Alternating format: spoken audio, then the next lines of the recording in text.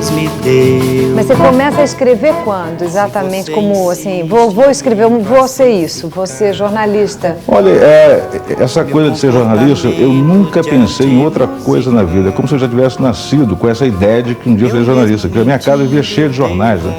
Meu pai assinava 3, 4 jornais, comprava outros na banca, tinha sempre as revistas semanais da época, Cruzeiro, né? Tinha Manchete. Mas é gozado, você queria ser jornalista, mas nunca foi um contista, não queria ficção, não começou escrevendo poesia. Não, nunca escrevi um poema, nem um conto, nunca escrevi uma lauda na vida que não fosse, quer dizer, depois que me tornei profissional, evidentemente, né?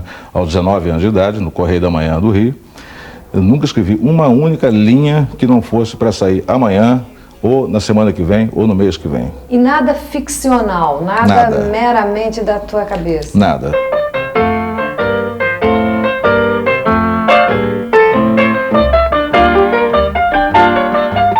Tudo da base da apuração, da reportagem, ou então de opinião, né?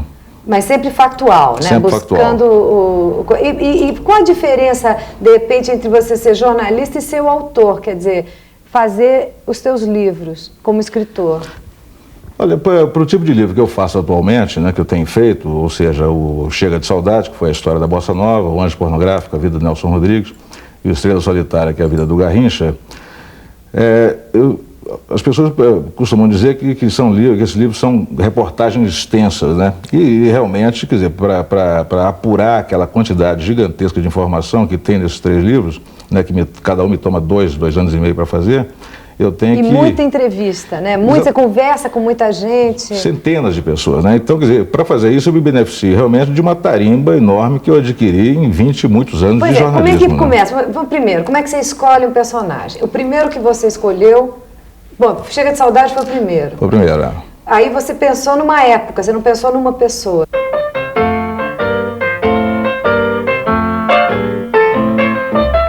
Os personagens principais eram o João Gilberto e o Tom Jobim, né? As principais figuras mais... E você escolheu por quê? Porque tinha uma coisa sentimental sua com aquela época muito forte. Ah, tinha. Isso você não tem a menor dúvida, né? Porque eu comecei a ouvir Bossa Nova exatamente quando a Bossa Nova se tornou uma coisa nacional, né? Que foi em 1959, eu tinha 11 anos.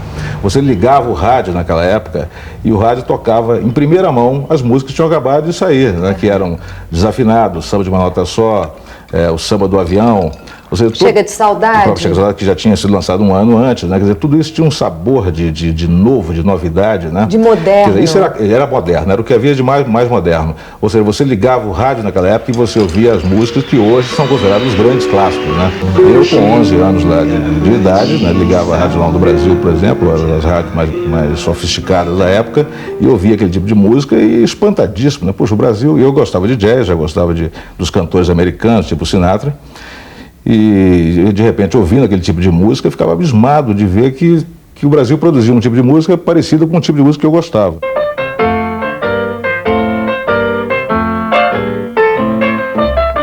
Sexualidade também era muito mais reprimida, não era não? Olha, veja bem que eu era uma mera criança nos anos 50, Sim, embora já estava prestando atenção nas coisas.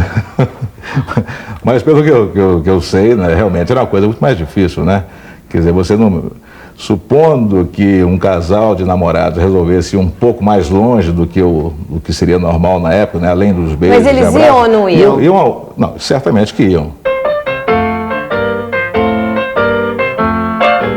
É claro, porque o impulso sexual sempre existiu de todas as maneiras, em todos os lugares. Né? Não é um privilégio dessa era, né? De jeito nenhum. Isso, aliás, é uma coisa que a garotada, até mesmo da minha geração de 68, acha que foi essa geração que descobriu o sexo. Não é verdade. O sexo, evidentemente, sempre existiu. O problema é que, pelo que eu sei, não havia onde ir, né? Uhum. Você não tinha os motéis, né? Você não tinha essa permissividade que também tem hoje. Também era difícil. Né? Eu sei que nos anos 60, quando também ainda era difícil, você tinha que namorar na praia de noite, né? Na praia de noite? Na areia, não? Na areia, evidente, o chamado sexo à milanesa.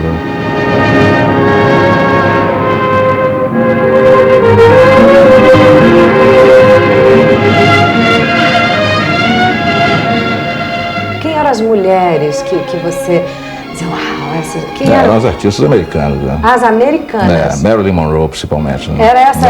Era o teu barato. Elizabeth Taylor. Quem eram as tuas ídolas? Marilyn Monroe. When I fall in love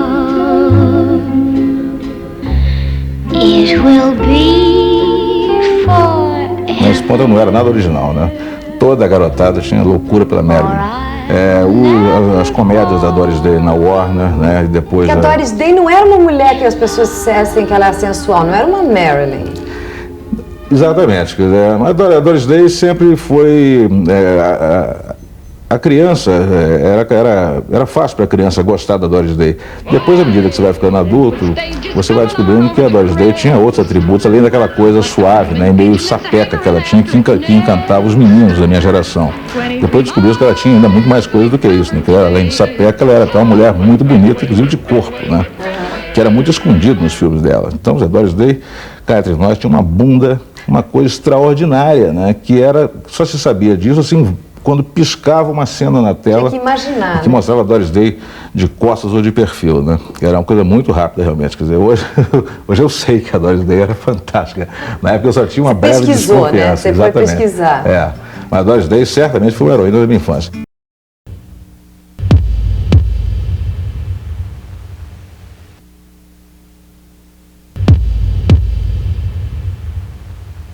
Um caboclo brasileiro, um cafuso, né, quase um aleijado, de pernas tortas, né, com deslocamento na bacia, uma perna 3 centímetros mais curta que a outra, ligeiramente estrábico, né, um operário, ao mesmo tempo um camponês, né, enfim, uma figura, coitada, um brasileirinho típico, né, um ídolo. De repente destruiu a Europa sozinho.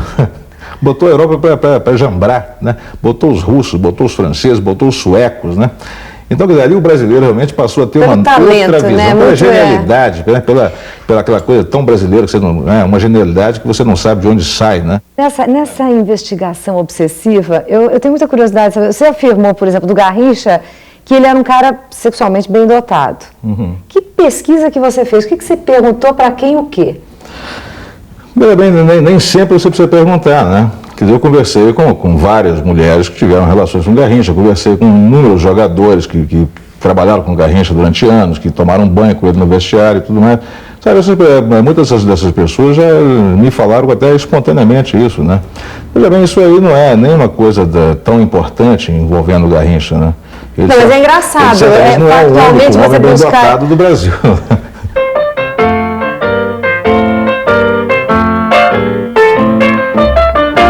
Muitas vezes o biógrafo tem que ter um pouco de cara de pau, realmente, né? Dependendo do grau de intimidade que eu crio com a minha fonte de informação, né?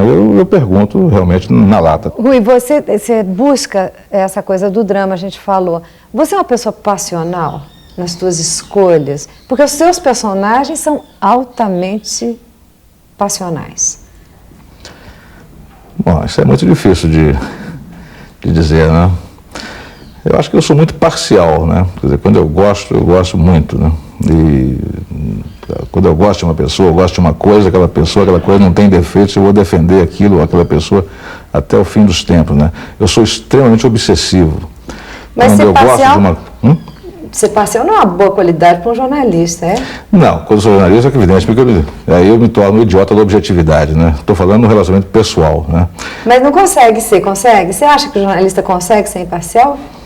Eu não posso falar pelos outros, né? Posso falar por mim. Quer dizer, então você vê, por exemplo, que tanto no livro da Bossa Nova, no livro do Nelson Rodrigues, no livro do Garrincha, você vai ver ali as qualidades e os defeitos de cada um. Eu acho que não dá para fazer uma biografia que não pegue realmente os dois lados. Tudo bem, mas você pode escrever de uma forma amorosa. Ou seja, você cria uma imagem. O teu Garrincha tem uma imagem amorosa. Quando eu parto na biografia, como eu te falei, quer dizer, eu tenho uma imagem mais ou menos definida, né? Quer dizer, a imagem amorosa do Garrincha é uma coisa pública, né? Que todo mundo sabe, quem conviveu com ele, ou quem conheceu o Garrincha só pelos jornais ou pelo futebol, sabe que o Garrincha era uma figura extremamente amorosa, incapaz de um gesto de violência dentro do campo, né? Apanhava para burro, levava pontapé de todo mundo, era incapaz de reagir. E um grande sofredor. Um grande sofredor, quer dizer, então é impossível você não ter uma ternura, né? Já imediata por um personagem como esse, né? Sem prejuízo, evidentemente, de quando você vai acompanhar a verdadeira história dele, você vê que o Garrincha também, como todo ser humano, teve os seus momentos de violência, né? Provocados, infelizmente, pelo alcoolismo, né? E isso não pode ser omitido de maneira alguma. Mas, por exemplo, existiu uma coisa muito louca que foi a censura a esse livro. O que aconteceu? Que história é essa? Infelizmente isso se censura um livro de biografia, é isso? Pois é, infelizmente isso está acontecendo, né? E está uma coisa que está me aborrecendo muito, porque todo o espaço que eu gostaria que esse livro estivesse ocupando na imprensa e na mídia, de modo geral, para se discutir certas coisas que eu acho que são importantes que tem no livro, né? Por exemplo, a trajetória de um homem como Garrincha, né? Um herói brasileiro, um ídolo de milhões, quer dizer, um homem amado por uma nação inteira, né? Ter terminado da maneira como terminou, porque foi derrotado por um inimigo implacável chamado alcoolismo, né?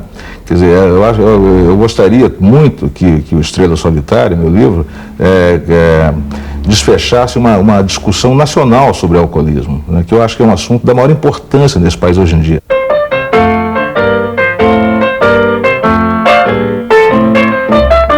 Infelizmente, esse espaço está tendo que ser dividido com essa discussão artificial criada pela tentativa, né, de um advogado de proibir o livro. Né? Mas por quê? Qual foi a alegação? A alegação de que eu não pedi autorização às herdeiras do Garrincha, em primeiro lugar, e que eu violei a intimidade e a imagem do Garrincha.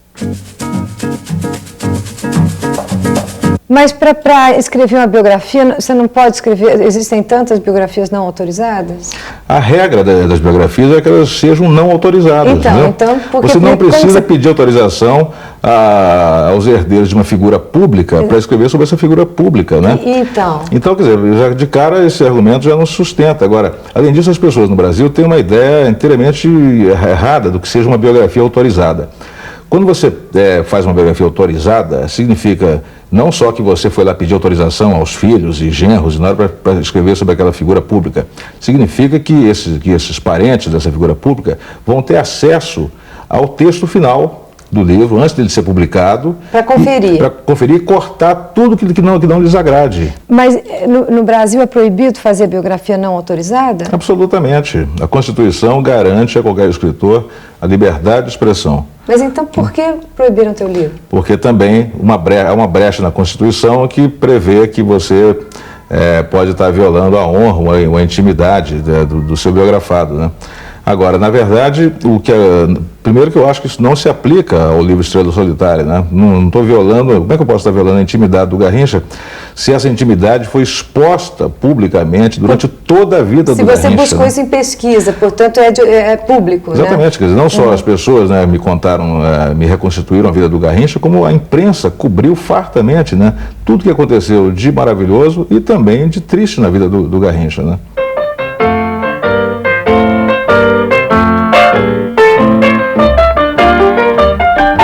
Você vai recorrer, o que você vai fazer?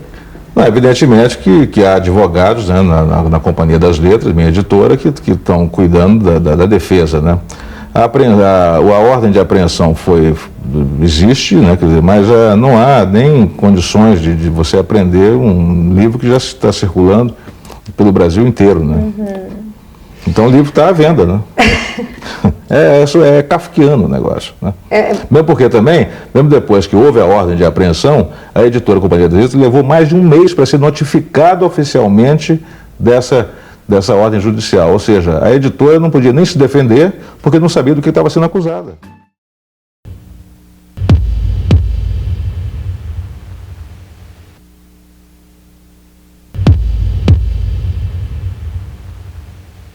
Mas você trabalha sozinho? Como é teu processo? Você não tem uma equipe? Não, trabalho completamente sozinho. Você nunca formou uma equipe? Não formaria uma equipe? Não, é um trabalho tão fascinante, tão gostoso, que eu sou muito egoísta e não quero repartir com ninguém.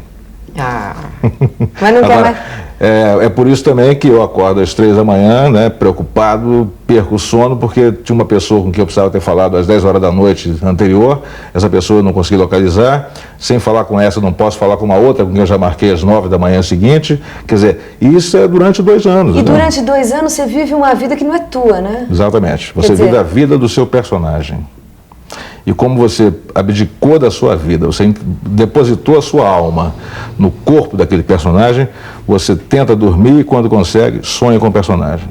Era uma vez um lobo mau que resolveu jantar alguém, estava sem. Agora, por exemplo, você, Nelson Rodrigues, tinha essa visão, né? Quando você escreveu sobre ele, você entrou nesse mundo, que era um mundo que, primeira vida dele mesmo, extraordinariamente rodeada de tragédias, né?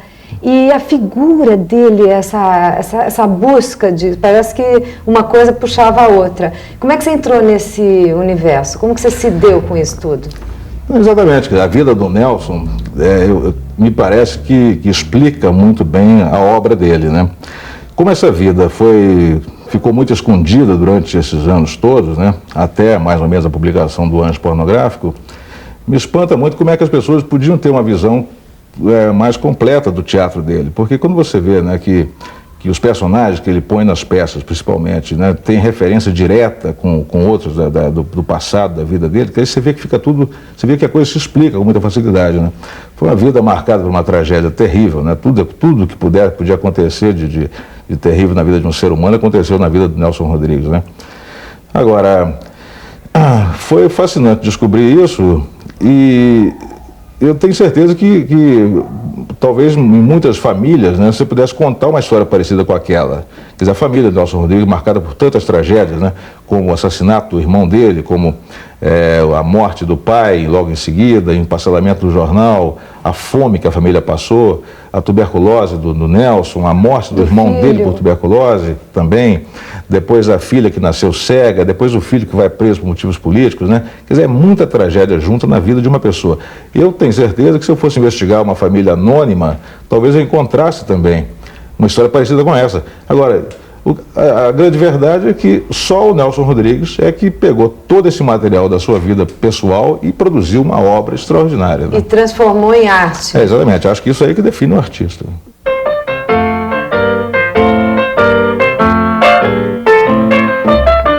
E você escreveu também sobre o mau humor, né?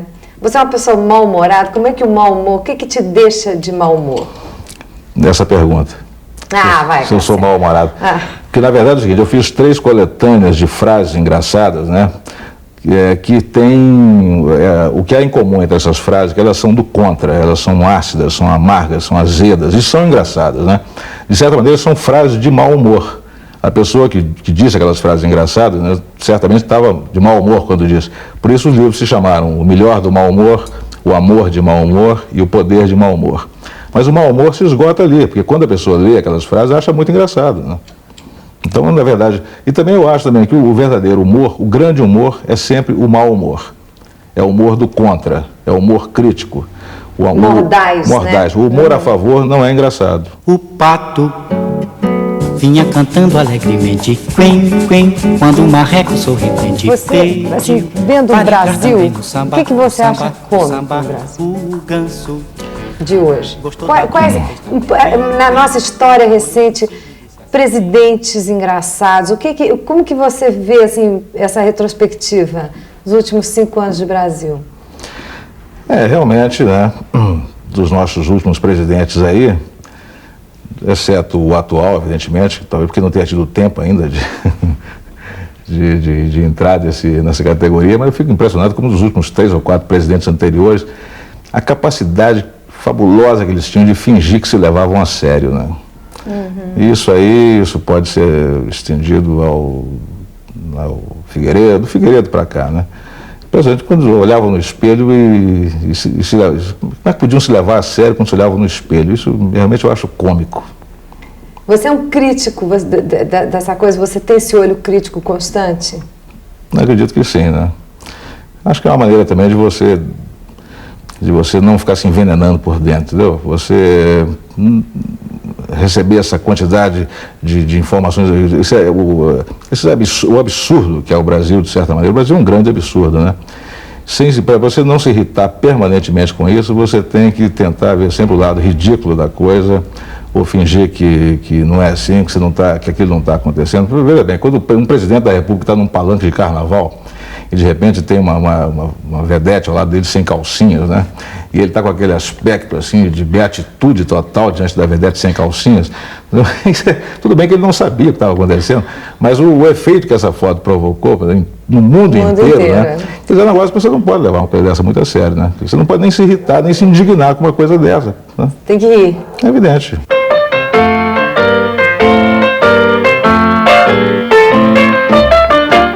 Agora, direitos autorais dão grana? Você está rico com os seus direitos autorais? Não, absolutamente. Veja bem, eu produzi uma grande quantidade de livros nos últimos anos, que continuam, todos venderam e vendem relativamente bem. E isso me permite ter uma vida confortável para poder continuar fazendo exatamente o que eu gosto de fazer, quer dizer, que é esse tipo de livro, né? E o que você vai fazer agora? O que você vai continuar fazendo? Bom, em primeiro lugar, como já disse, né, quero dar um tempo nas biografias, né? Inclusive, está cheio aí tem vários colegas, né, que são extremamente competentes e talentosos, que eu quero agora até ter tempo de ler as biografias deles, né, já que eles já fizeram e que vão fazer ainda. Eu quero fazer algum tipo de livro que me libere de ficar como um detetive procurando pessoas perdidas, informações perdidas ao vivo. E que livro é esse? Poderia ser um livro de história, por exemplo, né? Histórias? Reconstituir de história. História do Brasil. Reconstituir uma época mas vai ter do que Brasil pesquisar Babu também. Que me interessa profundamente. Teria que pesquisar muito, mas aí eu teria que pesquisar... Todo mundo já morreu.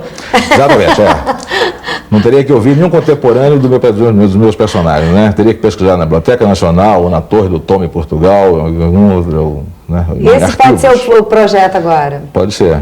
Ou um livro de ficção, um escritor. Um livro sobre um detetive particular? Que seria um biógrafo, quem sabe? Né? Essa é uma boa ideia. Rui, super obrigada, pela entrevista, Obrigado, pela conversa. Bye bye.